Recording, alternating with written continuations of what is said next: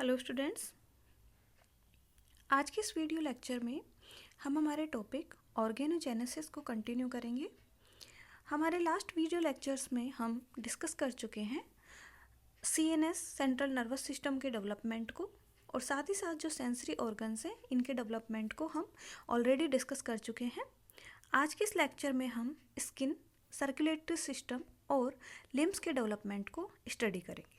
सबसे पहले हम देखते हैं डेवलपमेंट ऑफ स्किन, त्वचा का परिवर्धन। तो जितने भी जो वर्टिब्रेट्स होते हैं इनमें स्किन दो स्तरों की बनी हुई होती है।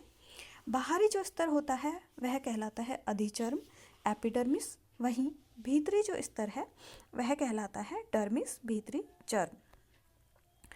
कशेरुकों में अगर हम बात करें परिवर्धन, स्किन के परिवर्धन की, तो दो जनन स्तर यहाँ पे इसमें हेल्प करते हैं। एक्टोडर्म जो होता है, यह स्तर जो भ्रूणीय एक्टोडर्म होता है यह अधिचर्म का निर्माण करता है, एपिडर्मिस का निर्माण करता है। वहीं जो मीजोडर्म है, भ्रूणीय मीजोडर्म, यह डर्मिस का निर्माण, चर्म का निर्माण करता है। सबसे पहले हम देखते हैं डेवलपमेंट ऑफ एपिडर्मिस, अधिचर्म का परिवर्धन। तो जैसा हम देख चुके हैं कि एक्टोडर्मल सेल्स क्या करेंगी, जो घनाकार एक्टोडर्मल सेल्स होती हैं ये एपिडर्मिस का इनके द्वारा निर्माण किया जाता है। इन सेल्स में जो एक्टोडर्मल सेल्स होती हैं इन सेल्स में समसूत्र विभाजन होता है, जिससे यह दो स्तरों का निर्माण करती है।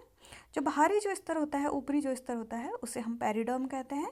वहीं जो निचला स्तर होता है उसे हम कहते हैं एक्टोडर्म। पेरिडर्म जो होता है वह बी जो डायग्राम है इसमें आप पेरिडर्म को देख सकते हैं, यह स्तर डेवलपमेंट के दौरान नष्ट हो जाता है। और जब सेकेंड मंथ का जो एंडिंग होता है उस टाइम पे, जब फीटस सेकेंड मंथ में होता है उस टाइम पे क्या होता है, एक्टोडर्म सेल्स में डिवीजन होता है, जिससे ये 2 से लेकर 3 स्तर की कोशिकाएं बनाती हैं। आधारी जो स्तर होता है उसे हम मेलपीगी या अंकुरण स्तर कहते हैं। इस स्तर की जो कोशिकाएं होती हैं, जो बेसल लेयर है इसकी जो कोशिकाएं होती हैं ये घनाकार होती हैं और लाइफ टाइम इनमें डिवीजन होता रहता है। इस प्रकार अंकुरण स्तर से कोशिकाओं की एक के बाद एक नई परतें बन करके शरीर की सतह की ओर खिसकती हुई चली जाती हैं। जो बेसल लेयर है इसमें क्या होता है, लगातार डिवीजन होते रहते हैं और डिवीजन्स के फलस्वरूप जो नई लेयर्स हैं वो बनती हैं और शरीर की आंतरिक सतह की ओर खिसकती हुई चली जाती हैं। अब हम इन लेयर्स के बारे में देखते हैं।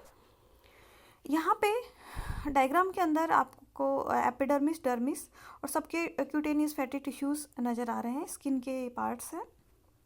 सबसे पहले बात करते हैं हम स्ट्रेटम, जो अंकुरण स्तर है उसके बारे में। तो अंकुरण स्तर आधारी भाग में स्थित होता है और यह घनाकार कोशिकाओं से बना हुआ होता है और इसमें लगातार क्या होता रहता है, डिवीजन होता रहता है। नेक्स्ट स्ट्रेटम स्पिनोसम होता है। यह स्तर पॉलीहेड्रल होता है, बहुतलीय यह स्तर होता है और इस स्तर में छोटे छोटे अंगुली नुमा प्रवर्ध जो होते हैं निकले रहते हैं और ये प्रवर्ध एक दूसरे के प्रवर्ध में फंस जाते हैं, इसलिए इस स्तर को हम शूल स्तर या स्ट्रेटम स्पिनोसम कहते हैं। अंकुरण स्तर के बाहर इस तरह ये जो स्तर होता है वह 6 से लेकर 7 लेयर्स का बना हुआ होता है। यह स्तर अधिचर्म को दृढ़ता प्रदान करता है। जो एपिडर्मिस होती है उसको ये क्या करता है, दृढ़ता प्रदान करता है। थर्ड है स्ट्रेटम ग्रैन्युलोसम। स्ट्रेटम ग्रैन्युलोसम स्ट्रेटम स्पिनोसम के बाहर की साइड स्थित होता है, डायग्राम में आप देख सकते हैं। और यह 3 से लेकर 4 लेयर्स की जो सेल्स की जो 3 से 4 लेयर है इनका बना हुआ होता है। ये कुछ इसकी जो स्ट्रक्चर होती है वह चपटी होती है सेल्स की। इनमें जो न्यूक्लियस होता है वह कंडेंस होता है। साइटोप्लाज्म में केरेटोहाइलिन के सूक्ष्म कण जो कि प्रोटीन के बने होते हैं संख्या में बढ़ते रहते हैं इस लेयर के अंदर। नेक्स्ट लेयर जो होती है वह है स्ट्रेटम ल्यूसिडम। स्ट्रेटम ल्यूसिडम जो होती है यह स्ट्रेटम ग्रैन्युलोसम के बाहर की साइड स्थित होती है और यह मरती हुई जो कोशिकाएं होती हैं, जो डेड सेल्स होती हैं, उनका एक लेयर होता है। इन कोशिकाओं के अंदर न्यूक्लियस का अभाव होता है, केंद्रक एब्सेंट होता है इनमें, और इनके कोशिका द्रव में एलिडीन नामक पदार्थ होता है। इस स्तर में कोशिकाओं की 2 से 3 परतें होती हैं। यह स्तर जलरोधी होती है एवं इसमें इसे हम क्या कहते हैं, अवरोध स्तर भी कहते हैं। स्ट्रेटम ल्यूसिडम के बाद में नेक्स्ट लेयर है स्ट्रेटम कोर्नियम, या जो स्ट्रेटम कोर्नियम है यह स्तर भी मृत कोशिकाओं से, डेड सेल से बना हुआ एक मोटा स्तर होता है। इनकी कोशिकाओं में क्रेटिन नामक प्रोटीन जमा होता है। इस स्तर को सबसे बाहरी परत समय समय पर हटती रहती है। इस प्रक्रिया को हम मोल्टिंग या इक्डिसिस कहते हैं। जो स्ट्रेटम कोर्नियम है, इसकी जो लेयर्स होती हैं, इसमें जो सबसे आउटर लेयर है ये टाइम टू टाइम क्या होती है, हटती रहती है। और ये जो प्रोसेस है स्किन के बाहरी इस केराटिन लेयर के हटने का, उसे हम कहते हैं निर्मोचन, मोल्टिंग। नेक्स्ट अब हम इसके बाद में देखते हैं डेवलपमेंट ऑफ डर्मिस। जो डर्मिस है, चर्म का जो परिवर्धन है, उसे देखते हैं। चर्म का जो निर्माण है वह है मीजेनकाइमल सेल्स। यहाँ पे आप देखिए एक्टोडर्म से तो क्या हुआ, एपिडर्मिस का निर्माण हुआ। इसी के बाद में ये जो डायग्राम है इसमें दे रखा है मीजेनकाइमल सेल्स। तो ये जो मीजेनकाइमल सेल्स हैं ये डर्मिस का निर्माण करती हैं। ये भ्रूणीय मीजोडर्म से प्राप्त होती हैं हमें। मीजेनकाइम सेल्स में से connective tissues, blood vessels, pigmented cells, इन सभी का निर्माण होता है। नेक्स्ट अब हम देखते हैं डेवलपमेंट ऑफ सर्कुलेटरी सिस्टम। रुधिर परिसंचरण तंत्र का परिवर्धन। जो वर्टिब्रेट्स होते हैं इनमें जो हार्ट है इसका डेवलपमेंट मीजोडर्म लेयर से होता है, तथा मीजेनकाइमी जो कोशिकाएं होती हैं उनसे इसका डेवलपमेंट होता है। यह एक अयुग्मित अंग होता है जिसका उद्भव द्विपार्श्वीय होता है। भ्रूण में एंडोकार्डियल सेल्स का एक समूह ग्रसनी के नीचे मीजेनकाइमा से बन जाता है।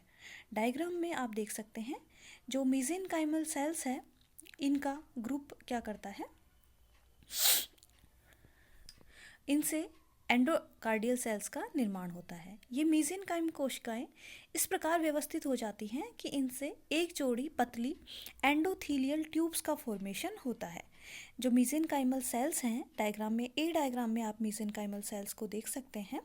ये इस प्रकार से अरेंज हो जाती हैं कि एक जोड़ी पतली एंडोथीलियल ट्यूब्स का ये निर्माण करती हैं। जल्दी ही ये जो दोनों एंडोथीलियल नलिकाएं हैं यह समेकित होकर फ्यूज होकर के क्या बनाती है, एंडोकार्डियल ट्यूब का फॉर्मेशन ये करती हैं। जो डी डायग्राम है इसके अंदर आप एंडोकार्डियल ट्यूब को देख सकते हैं। जो अस्थिल जो मछलियाँ होती हैं, साथ ही साथ जो रेप्टाइल्स होते हैं और बर्ड्स होते हैं, इनमें एंडोकार्डियल जो ट्यूब होती है वह दो वाइटेलाइन वेन के समेकन से बनती है। वहीं जो मैमल्स होते हैं इनमें यह नली एंडोथीलियल नली से बनती है। एंडोकार्डियल जो ट्यूब होती है इसके बनने के साथ साथ ही भ्रूण की पार्श्व मीजोडर्म प्लेट ग्रसनी के नीचे 2 लेयर्स के रूप में व्यवस्थित हो जाती है।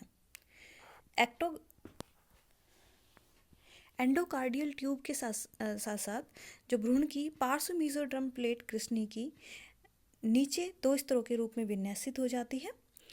एंडोडर्म की ओर जो स्तर होता है वह होता है स्प्लैंक्टिंग मीजोडर्म।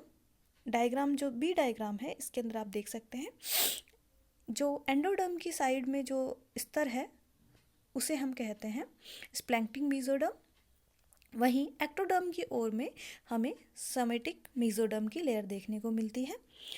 बी डायग्राम के अंदर आप स्प्लैंक्टिंग मीजोडर्म और सोमेटिक मीजोडर्म को देख सकते हैं। और इन दोनों जो लेयर है ये दोनों, इनके बीच की जो कैविटी होती है, जो गुहा होती है, उसे हम कहते हैं देहगुहा, सीलोम कहते हैं। और आगे जा कर के जो एक्टोकार्डियल जो ट्यूब है, एक्टोकार्डियम जो ट्यूब है, यह चारों ओर पेरिकार्डियल कैविटी से में परिवर्तित हो जाती है। एंडोडर्म के नीचे स्थित स्प्लैंक्टिंग मीजोडर्म अनुदैर्ध्य वलित होकर के इलेक्ट्रोकार्डियल जो ट्यूब है इसके चारों ओर फैल जाती है। डायग्राम में आप देख सकते हैं यह क्या करती है, इस ट्यूब के चारों ओर फैल जाती है। इस प्रकार एक 2 स्तरों वाली नली बन जाती है जिसमें स्प्लैंक्टिंग मीजोडर्म, मध्य स्तर, मायोकार्डियम वहीं एपिकार्डियम बनाती है। भीतर एक्टोकार्डियल जो ट्यूब होती है वह हृदय का स्तर एंडोकार्डियम या हम कहें अंतः स्तर को बनाती है। पृष्ठ स्तर पर हृदय नली स्प्लैंक्टिन मेसोडर्म के वलन, जिसे हम मीजोकार्डियम कहते हैं, इसके द्वारा पेरिकार्डियल कैविटी से लटका हुआ रहता है।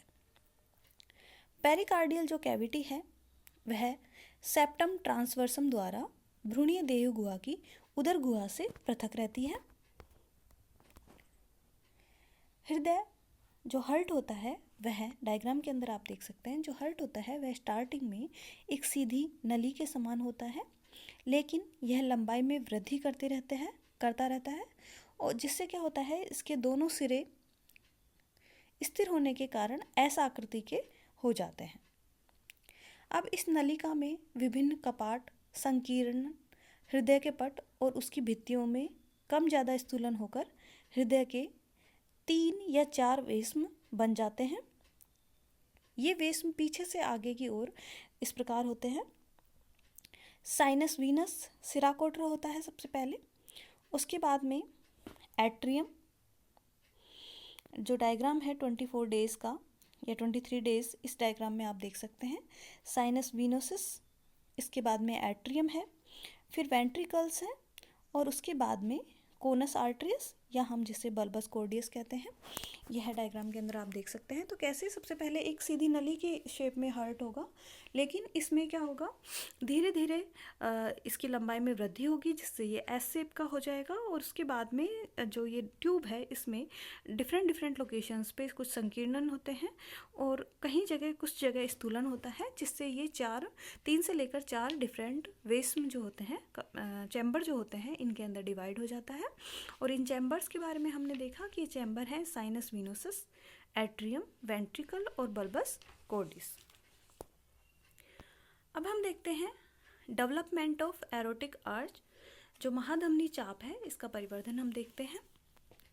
जब कशेरुकों के भ्रूण में हार्ट का डेवलपमेंट हो रहा होता है वर्टिब्रेट्स में, उसी टाइम पे वेंट्रल एरोटा नाम की एक ब्लड वेसल, एक रक्तवाहिका ग्रसनी के नीचे, यहाँ पे डायग्राम में आप देख सकते हैं जो वेंट्रल एरोटा है, इसको, यह जो रक्तवाहिका है यह ग्रसनी के नीचे मध्य अधर दिशा में प्रकट होती है और शीघ्र ही धमनी शंकु से जुड़ जाती है। जो ये वेंट्रल एरोटा है ये क्या होता है, धमनी शंकु से जुड़ जाता है। जब अधर महाधमनी आगे चलती है और अग्र सिरे पर 2 महाधमनी चापों में विभक्त हो जाती है। ये वेंट्रल जो एरोटा है आगे चल करके क्या होता है, 2 एरोटिक जो आर्च हैं इनमें डिवाइड हो रहा है। डायग्राम में आप देखिए,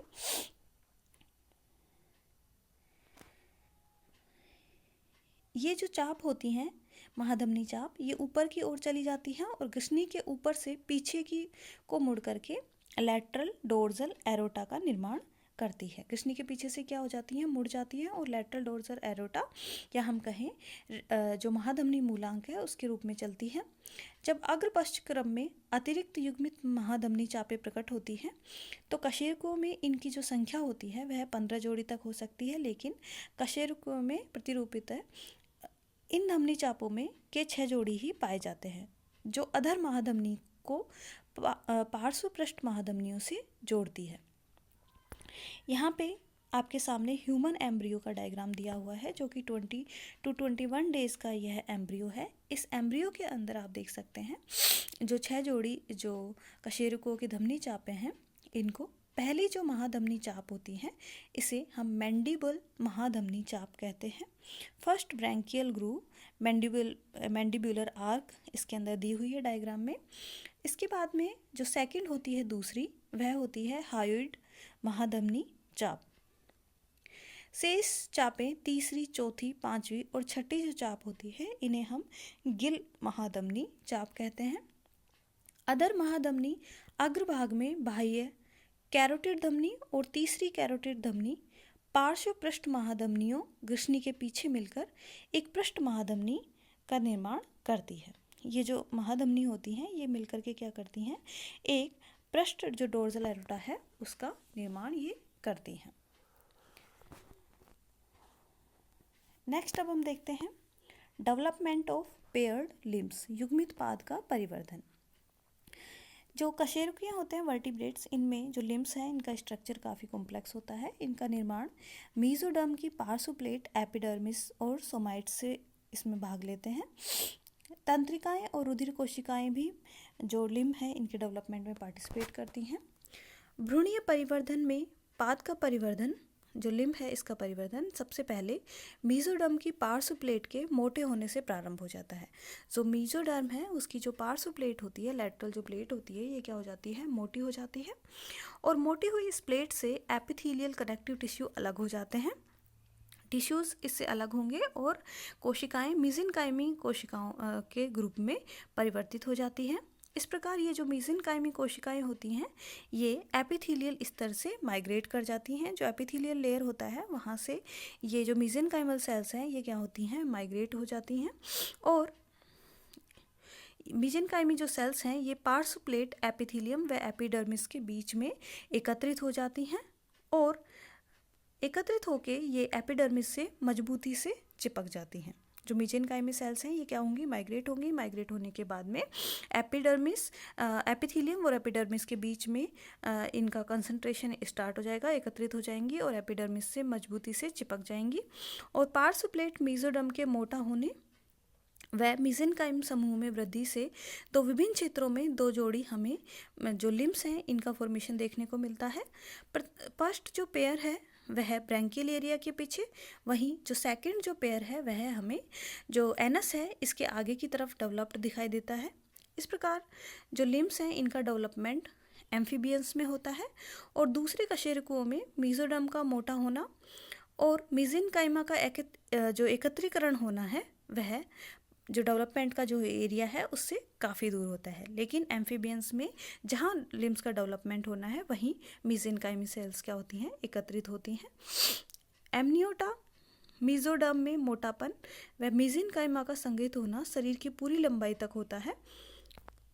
यहाँ पे क्या होता है, एमनियोटा मीजोडर्म में मोटापन और मीजेनकाइमी सेल्स का जो संघनित होने का काम है ये शरीर की पूरी लंबाई तक होता है और अनुदैर्घ्य कटक बनाते हैं जिसे हम वुल्फियन रिज कहते हैं। अग्र और पश्च भाग पर जो रिज है इसके मध्य भाग की तुलना में यह ज़्यादा मोटा होता है। ये मोटे भाग आगे चल करके अग्र और पश्च जो लिम्ब है, फ्रंट और फोरलिम्ब जो है, फोरलिम्ब और हिंड लिम्ब है, इनमें वुल्फियन रिज के मध्य भाग विलुप्त हो जाते हैं। मीजेनकाइमी जो समूह के ऊपर वाली एपिडर्मिस थोड़ी क्या हो जाती है, मोटी हो जाती है। यहाँ पे डायग्राम में आप जो रिज है वुल्फियन रिज इसको देख सकते हैं, जो सबसे पहले जो डायग्राम है पादकलिका का अनुप्रस्थ काट इसके अंदर। तो मीजेनकाइमी सेल्स के ऊपर वाली एपिडर्मिस क्या हो जाती है, थोड़ी मोटी हो जाती है और बाहर की ओर उभार बनाती है। जिस भाग में अग्र व पश्चपाद बनते हैं वहाँ उभार में मोटी एपिडर्मिस अस्तरित पाया जाता है जिसमें मीजेनकाइमी पास पास स्थित होते हैं। ये उभार वृद्धि कर लिम्ब बड बनाते हैं। इस प्रकार लिम्ब बड का फॉर्मेशन मीजोडर्म और एपिडर्मिस से होता है। लिम्ब बड में निपल जो लिम्ब के जो बड होते हैं ये क्या निपल के समान दिखाई देते हैं। जो पादकलिका का अनुप्रस्थ काट है इसके अंदर आप देख सकते हैं रिज में उपस्थित एपिडर्मल कोशिकाएं सामान्य एपिडर्मल कोशिकाओं से थोड़ी डिफरेंट होती हैं। ये व्यवस्था में व कार्य के गुणों में भिन्न होती हैं। इनमें आरएनए और जो ग्लाइकोजन है वह अधिक मात्रा में पाया जाता है। इनमें एल्किलाइन फॉस्फेटेज की मात्रा भी अधिक होती है।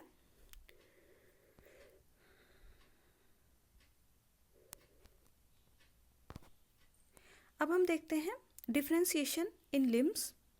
जो लिम्स हैं इनके अंदर विभेदन किस प्रकार होता है। तो जब लिम्ब बड जो होती है इसमें वृद्धि और इसकी जब इसमें जो वृद्धि होती है इसकी चौड़ाई से जब ज़्यादा हो जाती है तो इसमें डिफरेंशिएशन होना स्टार्ट हो जाता है। लिम्ब बड थोड़ी चपटी हो जाती है और लिम्ब बड का जो अगला भाग है वह और भी ज़्यादा चपटा हमें देखने को मिलता है। चपटा और चौड़ा जो दूरस्थ भाग है वह लिम्ब बड का किसमें हैंड और फुट प्लेट में कहलाता है अब। और प्लेट का जो सिरा है वह प्रारंभ में स्टार्टिंग में गोल होता है और जल्दी ही इसमें पेंटागोनल स्ट्रक्चर डेवलप होती है इससे। बाहर निकले हुए नुकीले सिरे अवशेषी अंगुलियों के समान होते हैं। ये वृद्धि करके अंगुलियों में डेवलप हो जाते हैं और इस क्षेत्र का मीजोडर्म व एक्टोडर्मल कोशिकाएं नष्ट हो जाती हैं। जो मिड का जो एरिया है, यहाँ की एक्टोडर्मल और मीजोडर्मल जो सेल्स होती हैं ये नष्ट हो जाती हैं, जिसके फलस्वरूप जो अंगुलियां हैं ये बनती है, अलग अलग हो जाती हैं।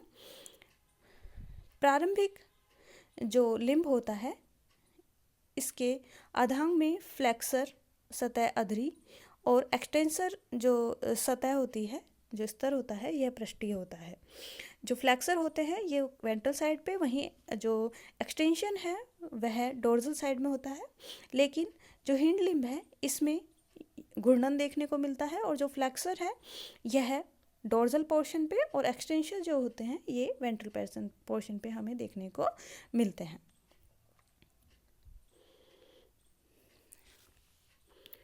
इस प्रकार डायग्राम में आप जो मुर्गी का जो डायग्राम दिया हुआ है मुर्गी की उंगलियों के परिवर्धन का, इसमें आप देख सकते हैं कि स्टार्टिंग में जो लिम्ब बड है वह राउंड शेप की है।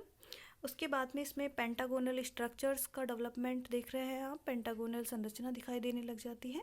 और बाद में क्या होता है, इन संरचनाओं के बीच में एक्टोडर्मल और मीजोडर्मल सेल्स नष्ट हो जाती हैं, जिससे अंगुलियों का डेवलपमेंट हमें देखने को मिलता है। इस प्रकार आज के इस वीडियो लेक्चर में हमने जो स्किन है, सर्कुलेटरी सिस्टम है और जो लिम्ब्स का जो डेवलपमेंट है उसे स्टडी किया। नेक्स्ट जो हमारी क्लास होगी उसमें हम रीजनरेशन को स्टडी करेंगे। Thank you.